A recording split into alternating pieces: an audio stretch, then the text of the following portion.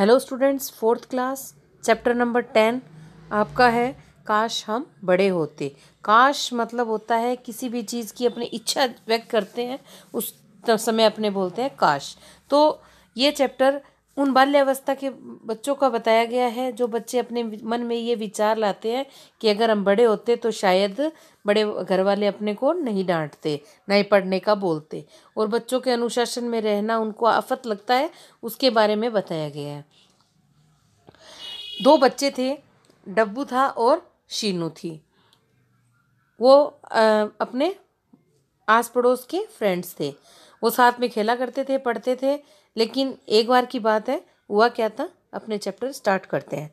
डब्बू अपने घर में खिलौनों से खेलने में मस्त था, तभी उसकी मम्मी का परेशान हालत में कमरे में प्रवेश करना। स्टूडेंट्स, मैं आपको ये चैप्टर पूरा अपने हिसाब से समझा देती हूँ।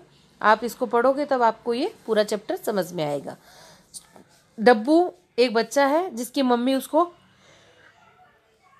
कमरे में आकर डब्बू को बोलती है, अपने खिलौनों को समेट लो और खिलौने पूरे समेट के अलमारी में रख दो। पूरा कमरा तुमने बिखेर रखा है, कबाड़ खाना बना रखा है। डब्बू बोलता है, मैं अभी सीनू के घर जा रहा हूँ खेलने के लिए, बाद में आकर समेट दूंगा। लेकिन उसकी मम्मी बोली, नहीं, पहले समेटो, कोई मेहमान आ गए तो बोलेंगे उनको रहने का तरीका नहीं है, अच्छा नहीं लगता। डब्बू बोला, ओफो, मेहमान क्या मेरे खिलौने देखने आएंगे? अगर देखेंगे भी तो यही देखेंगे ना कि कितने सुंदर सुंदर खिलौने हैं। उसकी मम्मी को गुस्सा आता है, मैंने कहा ना पहले खिलौने समेटो। डब्बू, ठीक है समेटता हूँ, बड़बड़ाता है, पता नहीं खिलौनों से कौन सी आफत आ जाती है। मम्मी को तो सब कुछ सिमटा हुआ मिलना चाहिए। रोज समेटो समेटो समेटो, तंग आ गए और रोज की इस समेटा समेटी से। डब्बू, लो सिमट गए सब खिलौने, अब मैं जा रहा हूँ। डब्बू ने ऐसा अपनी मम्मी से कहा, लेकिन उसकी मम्मी ने बोला, कहाँ? डब्बू ने बोला, अरे इतनी सी देर में भूल गई, शीनू के घर जा रहा हूँ। शीनू के घर पे जाके शीनू के घर का हाल भी देख लेते हैं। शीनू, मम्मी आपने मेरे प्ले कार्ड्स कहाँ रखे? अभी डब्बू आने वाला है, हमें खेलना है। शीनू की मम्मी, कुछ खेलना वेलना नहीं है, तुमने अभी तक अपना होमवर्क नहीं किया है, पहले अपना होमवर्क पूरा करो, फिर खेलने की सोचना। डब्बू के आने से पहले होमवर्क पूरा कर लो, तब तक तुम्हारी मनपसंद खीर बना देती हूँ। शीनू, हाँ ये अच्छा तरीका है एक छोटी सी बच्ची को होमवर्क में फंसाने का। पता नहीं कब हमें इस होमवर्क से, अत्याचार से मुक्ति मिलेगी। मैं तो तंग आ गई हूँ रोज रोज के होमवर्क से। तभी घंटी बजती है, शीनू दरवाजा खोलती है, बाहर डब्बू खड़ा है। वह भीतर प्रवेश करता है। मम्मी, कौन आया है? शीनू, मम्मी डब्बू है। शीनू की मम्मी, क्या तुमने अपना होमवर्क पूरा कर लिया? शीनू, नहीं, थोड़ा सा रह गया है। शीनू की मम्मी, पहले अपना होमवर्क पूरा कर लो, फिर खेलना, डब्बू तुम्हारी मदद कर देगा। डब्बू, हे भगवान। शीनू, डब्बू क्या तुम्हें ऐसा नहीं लगता कि होमवर्क एक भूत है जो हमारा पीछा नहीं छोड़ता? डब्बू, हाँ लगता है, होमवर्क ही और ये बड़े भी, ये करो वो करो, ये क्यों कर रहे हो, वो क्यों कर रहे हो, सारा दिन काम काम काम। शीनू, सोचो काश हम बड़े होते, फिर ना कोई होमवर्क होता, ना कोई बोरिंग काम। शीनू, सिर्फ हम बड़े ना होते बल्कि हमारे बड़े भी छोटे होते, हम उन पर रोब झाड़ते, आदेश चलाते, खूब मस्ती करते, काश ऐसा होता। होमवर्क समाप्त कर दोनों खीर खाते हैं, खेलते हैं। 1 घंटे के बाद शीनू की मम्मी ने डब्बू को आवाज़ लगाई कि डब्बू, तुम्हारी मम्मी का फ़ोन आ गया है, तुम्हें घर जाना है। डब्बू, ठीक है आंटी, मैं चलता हूँ। अच्छा शीनू, कल मिलेंगे। शीनू, ठीक है, बाय। घर पर रात को विचारों में खोया हुआ डब्बू कब सो गया उसे पता ही नहीं चला। अगले दिन जब उसकी आंख खुली तो वह हैरान था। डब्बू, मुझे तो अपनी आंखों पर विश्वास नहीं हो रहा है कि सचमुच बड़ा हो गया हूँ। सीनू भी बड़ी हो गई है, हमारे पापा मम्मी चाचा चाची बुआ दादा दादी सब छोटे हो गए हैं। शीनू शीनू, मज़ा आ गया, जो हम चाहते थे वही हो गया। शीनू, हाँ मज़ा आ गया, अब ना कोई होमवर्क ना कोई टोका टाकी। लेकिन मुझे एक बात समझ में नहीं आ रही है कि एक ही रात में काया पलट आखिर हुई तो हुई कैसे? डब्बू, तुम आम खाओ, पेड़ गिरना छोड़ो, अब हम हुक्म चलाएंगे। वो देखो दादी जी इधर ही आ रही है, अभी देखना मेरा जलवा। दादी जी की तरफ आंख मटकाते हुए, धोबी से मेरे कपड़े ले आओ और चंदू की दुकान से 2 नींबू भी लेती आना। दादी जी, मैं तो फातिमा के घर पे जा रही हूँ गिट्टे खेलने, सुबह से 3 बार बुलावा आ चुका है, मेरे गिट्टे उठाकर दे दो। तभी कमरे में डब्बू की मम्मी आती है। मम्मी, डब्बू, मैं पार्क में झूला झूलने जा रही हूँ। अपनी फट्टी उठाकर छलांगे लगाती हुई बाहर निकल जाती। डब्बू, चाचा जी कमरे में प्रवेश कर, मुंह में च्युइंगम है, हाथों में चॉकलेट। चाचा जी, लगा दी, मजा आ गया, लगा दी। शीनू, अरे क्या लगा दिया? चाचा जी तुम्हारे बालों में च्युइंगम लगा दिया, मजा आ गया, लगा दिया। शीनू, हे भगवान, मेरे बालों में च्युइंगम? अभी तो कंघी करके आई थी। चाचा जी हम तो ऐसे ही करते हैं। चाचा जी तेजी से बाहर दौड़ जाते हैं कमरे में। डब्बू के पापा जी का प्रवेश। मेरे प्ले कार्ड्स कहाँ हैं? मुझे सतनाम के घर जाना है। डब्बू, कोई कार्ड वार्ड नहीं मिलेंगे, चुपचाप घर बैठो। पापा रोने लगते हैं। मैं तो जाऊंगा। डब्बू, अच्छा बाबा चुप करो, ये लो कार्ड्स और जाओ यहाँ से। मेरा तो सिर दर्द करने लगता। देखो, थोड़ी सी चीज़ के अंदर ही वह बच्चा डब्बू परेशान हो चुका है, और अपने जो पेरेंट्स हैं मम्मी पापा को अपने रोज ही परेशान करते हैं। तभी मम्मी का रोते हुए प्रवेश। मम्मी, रमा ने मेरी चूड़ियां तोड़ दी, मेरी फट्टी भी छीन ली। डब्बू, तुम चुप कर जाओ और लेके दे देंगे। मम्मी को चुप कराने की कोशिश करता है, तभी गीत गाते हुए डब्बू के दादाजी का प्रवेश। मेरा जूता है जापानी, ये पतलून इंग्लिस्तानी, सर पे लाल टोपी रूसी, फिर भी दिल है हिंदुस्तानी। मेरा जूता है जापानी। फिर देखिए दादाजी, मेरी साइकिल में हवा भरवा दो, मैं नानक चंद के साथ सीडी लेने जा रहा हूँ, मेरे नए सैंडल कहाँ हैं?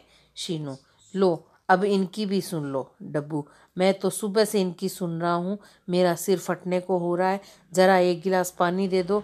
रस्सी कूदती चाची जी का प्रवेश। चाची जी तुतला कर बोलती है, मुझे कुछ खाने के लिए चाहिए, मेरे सुबह से कुछ नहीं खाया है, सिर्फ 2 चॉकलेट खाई है, कुछ खाने के लिए दे दो, मुझे भूख लगी है। डब्बू, हे भगवान, खाने के बारे में तो कुछ सोचा ही नहीं था, अब क्या करें शीनू? शीनू ने कहा, मैंने तो कभी रोटी बनाई नहीं, लेकिन मम्मी को कब बनाते हुए देखा है, कोशिश करके देख लेते हैं। डब्बू, ठीक है चलो, मैं सूरज की दुकान से सब्जी ले आता हूँ, तब तक तुम आटा गूंथो। शीनू की मम्मी, शीनू शीनू शीनू कहाँ हो तुम? शीनू, मम्मी मैं किचन में हूँ। शीनू की, फ्रिज के ऊपर मेरा हेयर बैंड पड़ा है, जरा उठा कर दे दो, मेरा हाथ नहीं पहुँच रहा। शीनू, मम्मी तंग ना करो, देख नहीं रही कि मैं आटा गूंथ रही हूँ, चलो बाहर जाकर खेलो। शीनू की मम्मी हेयर बैंड उठाने के लिए कूदती है, हेयर बैंड तो हाथ आया नहीं, अलबत्ता पाउडर का डिब्बा छप की आवाज करता हुआ आटे में समाता है। ढक्कन खुला होने के कारण पाउडर आटे में, आटा पाउडर में, दोनों मिक्स हो जाते हैं। शीनू, मम्मी की बच्ची, यह क्या कर दिया तुमने? इतनी मुश्किल से तो आटा गूंदा था, मैंने कर दिया सत्यानाश। 10 बार कहा इधर मत आओ, बाहर खेलो, लेकिन कोई सुने तब ना। शीनू की डांट सुनकर मम्मी की रुलाई फट पड़ती है। तभी सब्जी का थैले लिए हुए डब्बू का प्रवेश, पसीने से तरबतर है। डब्बू, अब इनको क्या हुआ? शीनू की मम्मी, शीनू ने मुझे मारा। शीनू, हे भगवान, मैंने तो हाथ तक नहीं लगाया, एक तो मेरा सारा आटा खराब कर दिया, ऊपर से चुगली कर रही है। डब्बू, क्या आटा खराब हो गया?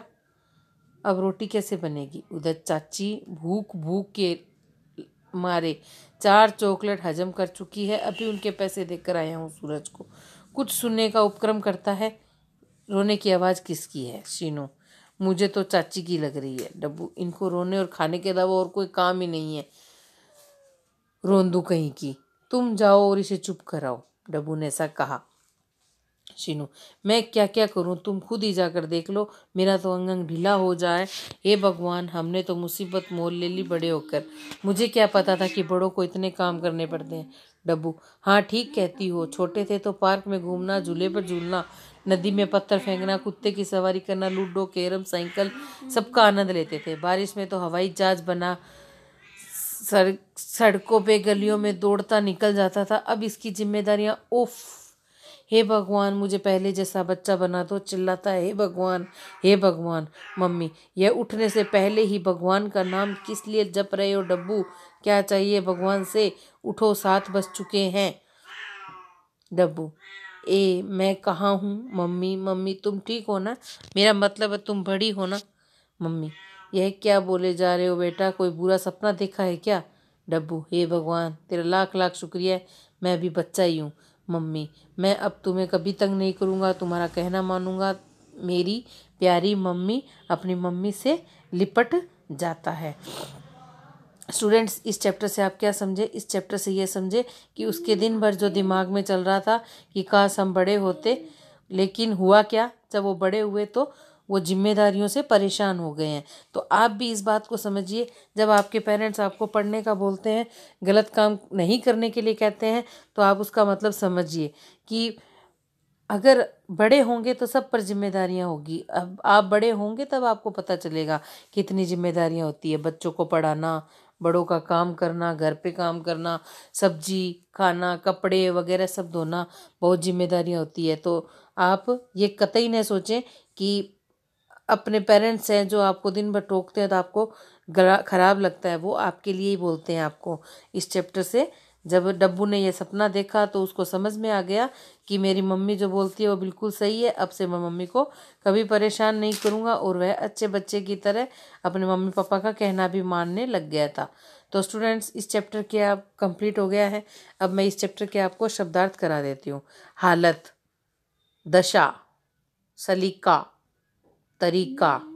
चैप्टर के अंदर बोला था ना मेहमान आएंगे तो बोलेंगे कि इनको रहने का सलीका भी पता नहीं है, तो सलीका का मतलब होता है तरीका। आफत, परेशानी या समस्या। प्ले कार्ड्स, ताश के पत्ते। होमवर्क, गृह कार्य। मुक्ति, आज़ादी। प्रवेश, अंदर आना। बोरिंग, अरुचिकर। आदेश, हुक्म। काया पलट, रूप परिवर्तन। किचन, रसोई। हेयर, बाल। मुसीबत, संकट या कष्ट। शुक्रिया, आभार या धन्यवाद। स्टूडेंट्स, आपका चैप्टर कंप्लीट हो गया है। इसके प्रश्न उत्तर मैं आपको नेक्स्ट वीडियो में करवाऊंगी। Okay students, bye.